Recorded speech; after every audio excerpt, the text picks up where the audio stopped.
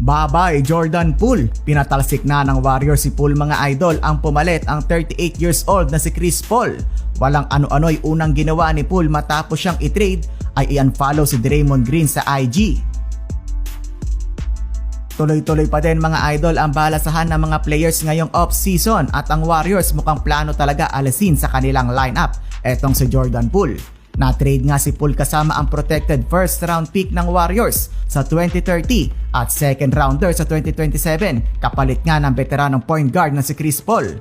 Pagkatapos nga ng trade na yan, ang unang ginawa neto ni Poole ay i-unfollow ang sumuntok sa kanya dati na si Draymond Green. Nakafollow pa din naman siya kina Steph Curry at Klay Thompson. Talagang si Green lang ang kanyang pinuntirya. Sa move na ito ng Warriors, alam mong gusto pa din nila maging championship contender next season.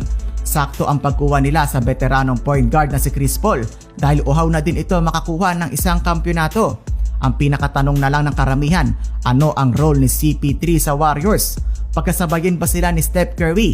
Ibig sabihin parang dalawang point guard ang lineup ng GSW, or baka ay move nila si Curry sa shooting guard position, or baka namang gawing 6-man eto si CP3 habang nagpapahinga si Curry. Yan ang di pa natin alam sa ngayon mga idol, antayin na lang natin sa paparating na season. Magsasign na din kaya ng bagong kontrata etong si Draymond Green sa Warriors, lalo pat nakuha na nila si CP3 at na-trade na etong si Jordan Poole. After kasi na nangyaring suntukan ay kita mong hindi na katulad ng dati etong si Green at Poole na nakasama sa chemistry ng team. Para naman kay Jordan Poole mga idol, mukhang mas madami siyang green light tumira ngayon sa Wizards. Tuwing starter din etong si Poole Party ay tumataas ang kanyang puntos. Kapag 6-man siya ng Warriors ay umi-score lang siya ng 11.6 points per game. Pero kapag starter si Poole ay pumapalo ng 21.3 points per game. Pwede talagang bumida si Poole sa Wizards. Full rebuild na kasi ang Washington Wizards mga idol dahil inalis na nila ang halos lahat ng kanilang mga veteranong players at pinalitan ng mga young guns.